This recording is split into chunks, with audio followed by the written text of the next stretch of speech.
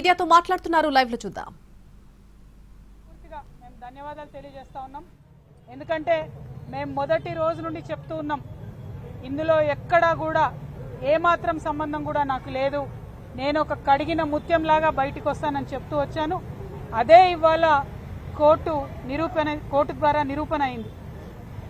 మరి కోర్టు ఏదైతే కుట్రపూరితమైన ఈ కేసు ఉందో ఆ కుట్రలన్నింటినీ ఛేదిస్తూ కంప్లీట్గా ఆర్గ్యుమెంట్సే ఫాల్స్ ఉన్నాయని చెప్పి బేషరతుగా ఆ కేసులో ఉన్న వాళ్ళందరికీ కూడా మరి విడుదల చేయడం అనేది, క్లీన్ చీట్ చేయడం అనేది మనస్ఫూర్తిగా స్వాగతిస్తూ ఉన్నాం. కాకపోతే బాధ అవుతా ఉన్నది. ఎందుకంటే ఒక్కొక్కరు సంవత్సరన్నర కాలం నేను స్వయంగా 5.5 నెలలు కుటుంబానికి, పిల్లలకు అందరికీ దూరంగా ఉండడం, ఆ బాధ, అవమానం, జరిగినటువంటి వ్యక్తిత్వ హననం, అవన్నీ కూడా ఎన్ని కోట్ల రూపాయలు ఇచ్చినా అది తిరిగి వచ్చేటటువంటి విషయం కాదు. ఎంత సమయం జరిగినా ఆ నష్టం మాకు, మా కుటుంబానికి జరిగిందన్నమాట వాస్తవం. అయితే ఆ కఠిన సమయంలో నాతో పాటు డబ్బులు ఉన్నా లేకున్నా ప్రతి హియరింగ్కి ఇక్కడున్న మా అక్క చెల్లెలు, అన్నదమ్ములు అందరూ కూడా ఢిల్లీ వరకు వచ్చి నాకు మద్దతుగా ఇచ్చి, నైతిక స్థైర్యాన్ని ఇచ్చి, ఇక్కడ నా పిల్లలు ఒంటరిగా ఉన్నప్పుడు వారికి అండగా నిలిచినటువంటి ప్రతి ఒక్కరికి కూడా నేను హృదయపూర్వకంగా ధన్యవాదాలు తెలియజేస్తా ఉన్నాను. ప్రత్యేకించి మా అమ్మకు, మా నాన్నకు, మా అత్తమ్మకు, మా మామయ్యకు, మా మొత్తం భర్త తరఫున కుటుంబానికి అందరికీ కూడా నేను హృదయపూర్వకంగా ధన్యవాదాలు తెలియజేస్తున్నాను, పాదాభివందనాలు తెలియజేస్తా ఉన్నాను. మీరిచ్చినటువంటి బలంతోనే ఆ జైల్లో 5.5 నెలలు కూడా నేను పిల్లలు లేకపోయినా కన్నీళ్లు దిగమింగుకొని కర్తవ్యాన్ని గుర్తు చేసుకొని గడిపినానని చెప్పి ఈ సందర్భంగా తెలియజేస్తున్నా. మరి ఇవన్నీ జరుగుతూ ఉంటే ఇవాళ కేటీఆర్ అన్నగారి ట్వీట్ చూడడం జరిగింది. ఇప్పటి వరకు మేము పైన రైతు కమిషన్లో మరి మా గద్వాల రైతన్నల సమస్యలు, నిజామాబాద్ ఎర్రజొన్నల సమస్యలు, ఖమ్మం పామాయిల్ రైతుల సమస్యలు, ఇట్లా అనేక రకాలైనటువంటి సమస్యలను పైన వివరించి రావడం జరిగింది. ఎందుకంటే నేను పదే చెప్పినాను, ఈ అంశం నన్ను ప్రజాసేవ చేయడంలో ఆపదు, నేను ఎత్తుకున్నటువంటి మార్గానికి ఈ కేసులు ఇవి అడ్డంకి కాదని చెప్పినాం. ఇవాళ కేసు తీర్పు వచ్చినప్పటికి కూడా మా కార్యకర్తలతో సంబరాలు చేసుకొని మళ్ళీ మా పని మీద మేము రావడం జరిగింది. రైతన్నల విషయాలు అనేకం రైతు కమిషన్కి వివరించడం జరిగింది. మరి వివరించి బయటకు వస్తున్నటువంటి సందర్భంలో కేటీఆర్ అన్నగారి ట్వీట్ని నేను చూడడం జరిగింది.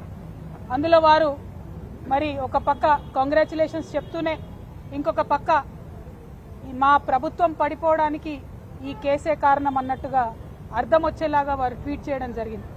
ఇవాళ నేను పొద్దున్నుండి బీఆర్ఎస్ పార్టీ సోషల్ మీడియా ఏదైతే అనేక రకాలైనటువంటి కమెంట్స్ చేస్తూ ఉన్నారో, ఏదైతే మొత్తం బీఆర్ఎస్ పార్టీ ఇక్కడ రాష్ట్రంలో ఓడిపోవడానికి ఈ కేసే కారణమని ఒక ట్విస్ట్ ఇచ్చే ప్రయత్నం చేస్తూ ఉన్నారో, వాళ్ళందరినీ కేటీఆర్ రామారావు గారిని సూటిగా నేను ఒక ప్రశ్న అడుగుతా ఉన్నా. నా మీద కేసు పెట్టింది ఎందుకోసం? పార్టీ కోసం కాదా? ఈ మాట కేసీఆర్ గారు చెప్పలేదా? మరొకవేళ నా మీద కేసు పెట్టింది పార్టీ కోసమే అని మీ అందరికీ తెలిసి ఉంటే ఇవాళ మీరు ఏదైతే ట్వీట్ చేసిండ్రో అది నిజమే అయితే నేను జైలుకు వెళ్లేంత వరకు కూడా ఒక్కసారి కూడా మీరు ప్రెస్ మీట్ పెట్టకపోవడం ఎందుకు? కేసీఆర్ గారు ప్రెస్ మీట్ పెట్టకపోవడం ఎందుకు? ఇంకా పెద్ద నాయకులు ఎవరు కూడా మాట్లాడకపోవడం ఎందుకు?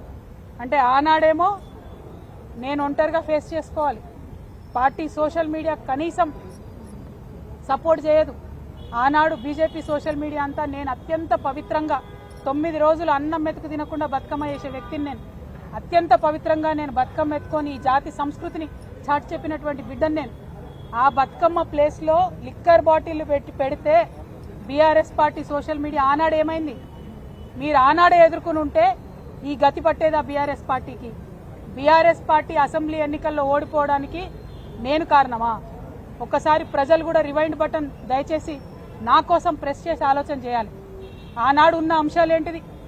ఇండ్లు ఇవ్వలేదన్న అంశం, ఉద్యోగాలు ఇవ్వలేదన్న అంశం, దోపిడీదారులకు టికెట్లు మార్చమని ఎంతమంది మొత్తుకున్నా మార్చకుండా వాళ్ళనే మళ్ళీ ప్రజల మీద రుద్దాలనేటటువంటి చేసిన ప్రయత్నం, ఈ అంశాలు కాదా ఆనాడు చర్చలో ఉన్నాయి? అన్నిటికన్నా ఎక్కువ అహంకారం అనేటటువంటి అంశం కాదా చర్చలో ఉన్నది? ఇవాళ వచ్చినటువంటి తీర్పుని మీకు అనుగుణంగా మలుచుకొని బీఆర్ఎస్ పార్టీ ఓటమిని నా మెడలో వేయాలని చూస్తున్నారు. ఇది కరెక్ట్ కాదు కేటీఆర్ గారు. మీరు ప్రజలకు జవాబుదారీగా ఉండాలి. You are living in a denial my dear brother.